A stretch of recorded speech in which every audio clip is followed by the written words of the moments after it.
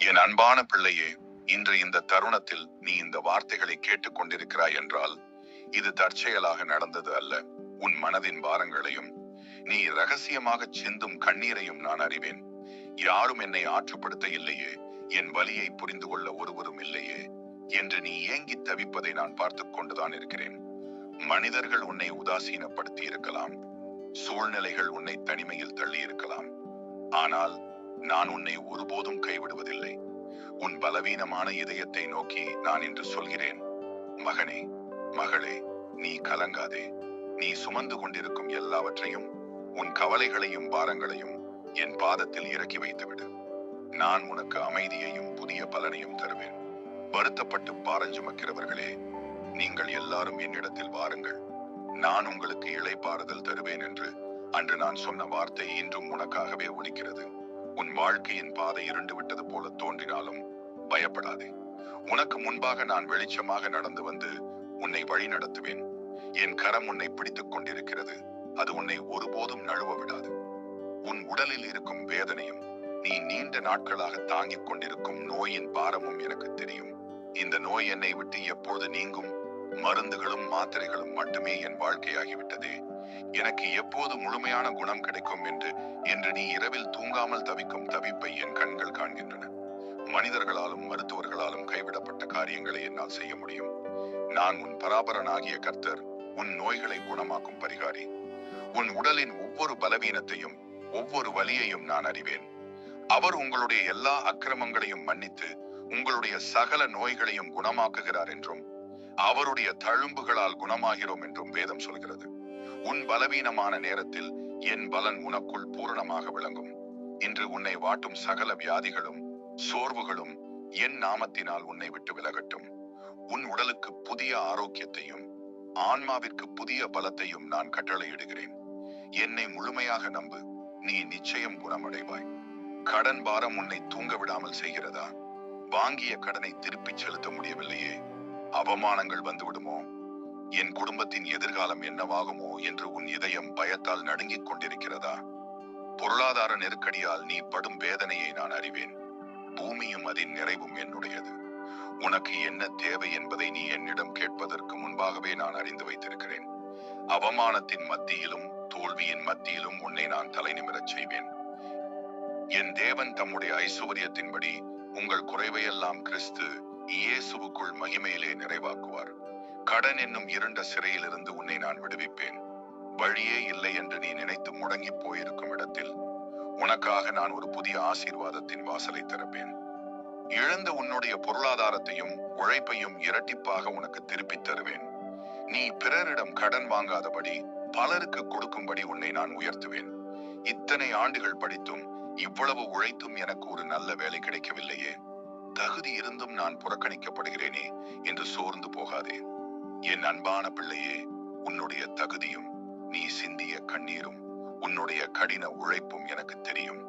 உனக்கு முன்பாக மனிதர்கள் கதவுகளை அடைக்கும் போது நீ சோர்ந்து விடாதே. நான் உனக்காக ஒரு உன்னதமான இடத்தையும் சிறந்த வேலையையும் வைத்திருக்கிறேன். மனிதர்கள் அடைக்கும் கதவுகளுக்கு பின்னால் என் பெரிய ஆசீர்வாதம் மறைந்திருக்கிறது. இதோ உனக்கு முன்பாக திறந்த வாசலை வைத்திருக்கிறேன், அதை ஒருவனும் பூட்ட மாட்டான். உலகம் உன்னை தகுதியற்றவன் என்று தள்ளினாலும் நான் உன்னை தெரிந்து கொண்டேன். உன்னுடைய தகுதிக்கு ஏற்ற உயர்வையும் உழைப்புக்கு ஏற்ற பலனையும் நான் உனக்கு கொடுப்பேன். தடைப்பட்டு கொண்டிருக்கும் உன்னுடைய தொழில், வியாபாரம் மற்றும் வேலை வாய்ப்புகளில் இன்று முதல் ஒரு புதிய திருப்பம் உண்டாகும். நீ செய்கிற காரியங்களை நான் ஆசீர்வதித்து உன்னை உயர்ந்த இடங்களில் அமரச் செய்வேன். உன் குடும்பத்தில் என்றும் சண்டையும் சச்சரவுமாக இருக்கிறதா? நிம்மதியே இல்லாத ஒரு சூழ்நிலை நிலவுகிறதா? ஒருவரை ஒருவர் புரிந்து கொள்ள முடியாமல், அன்பு இல்லாமல் பிரிவினைகள் வந்துவிடுமோ என்று பயந்து கொண்டிருக்கிறாயா? என் பிள்ளையே, சமாதானத்தின் தேவன் நான். உடைந்த குடும்பங்களை ஒன்று சேர்ப்பது என் வேலை. மனிதர்களுடைய கோபமும் பிடிவாதமும் உன் குடும்பத்தின் சந்தோஷத்தை கெடுக்க நான் அனுமதிக்க மாட்டேன். கர்த்தர் உனக்கு வெளிச்சமும் உன் இரட்சிப்புமாய் இருக்கிறார். யாருக்கு பயப்படுவாய்? உன் குடும்பத்தில் இருக்கும் அனைத்து சண்டை சச்சரவுகளையும் மாற்றி கணவன் மனைவிக்குள், பெற்றோர் பிள்ளைகளுக்குள் ஒரு நல்ல அன்பு கலந்த ஐக்கியத்தை நான் உண்டாக்குவேன். உங்கள் வீட்டின் சாபங்கள் நீங்கி தெய்வீக சமாதானம் அந்த வீட்டிற்குள் வரும். உன்னை தேடி சமாதானம் வரும். நீ மிகவும் நம்பியவர்கள் உனக்கு துரோகம் செய்து விட்டார்களா? உன்னோடு இருந்து கொண்டே உனக்கு எதிராக குழி பறித்த மனிதர்களை நினைத்து இரவெல்லாம் அழுது கொண்டிருக்கிறாயா? என் பிள்ளையே, யூதாஸின் துரோகத்தை அனுபவித்த எனக்கு உன் இதயத்தின் வலி நன்றாக தெரியும். உன்னை ஏமாற்றிய மனிதர்களை நினைத்து நீ பழிவாங்க துடிக்க வேண்டாம். நீயே பழிவாங்காமல் காரியங்களை என்னிடம் ஒப்புவித்து விடு. மனிதர்களை நம்புவதை பார்க்கிலும் கர்த்தர் மேல் பற்றுதலாயிருப்பதே நலம் என்று வேதம் சொல்கிறது அல்லவா? உன்னை ஏமாற்றியவர்கள் முன்பாகவே உன்னை நான் உயர்த்தி வைப்பேன். உனக்கு விரோதமாக உருவாக்கப்படும் எந்த ஆயுதமும் வாய்க்காதே போகும். உன்னை தாழ்த்தியவர்கள் தலைகுனியும்படி உனக்கு ஒரு நியாயத்தை நான் பெற்றுத் தருவேன். நீ அமைதியாயிரு, நான் உனக்காக யுத்தம் செய்வேன். எனக்கு என்று ஒரு நல்ல துணை அமையவில்லையே, என் திருமணம் தள்ளிக்கொண்டே போகிறதே, சுற்றத்தாரின் கேள்விகளுக்கு நான் என்ன பதில் சொல்வேன் என்று நீ ஏங்கி அழுவது ஏன்? என்னை அரவணைக்க என் அன்பை புரிந்து கொள்ள யாரும் இல்லையே. என் வாழ்க்கை இந்த தனிமையிலேயே முடிந்து விடுமோ என்று உன் இதயம் பயப்பட தேவையில்லை.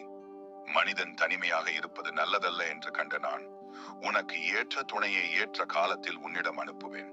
கர்த்தருக்கு காத்திருக்கிறவர்களோ புது பலன் கொண்டு கழுகுகளைப் போல சிறகுகள் அடித்து எழும்புவார்கள். அவர்கள் ஓடினாலும் இளைப்படையார்கள், நடந்தாலும் சோர்ந்து போக மாட்டார்கள். காலம் கடந்து கொண்டிருக்கிறது என்று நீ திகைக்க வேண்டாம். என் திட்டங்கள் எப்போதும் உனக்கு நன்மையானதாகவே இருக்கும். உன்னுடைய மனக்கவலைகளை நீக்கி உனக்கு ஏற்ற உன்னத துணையை தந்து உன் குடும்ப வாழ்க்கையை நான் ஆசீர்வதிப்பேன். உன் தனிமையின் நாட்கள் முடிவுக்கு வரும். உன் இல்லத்தில் மகிழ்ச்சியின் சத்தம் கேட்கும். உறவினர்களும் மற்றவர்களும் ஏளனமாக பேசுகிறார்களே, என் மடி எப்போது நிறையும், நான் எப்போது ஒரு குழந்தைக்கு தாயாவேன் அல்லது தந்தையாவேன் என்று இரவில் தலையணையை நனைக்கும் உன்னுடைய அழுகுரலையும் ஜெபத்தையும் நான் கேட்டுக்கொண்டே இருக்கிறேன்.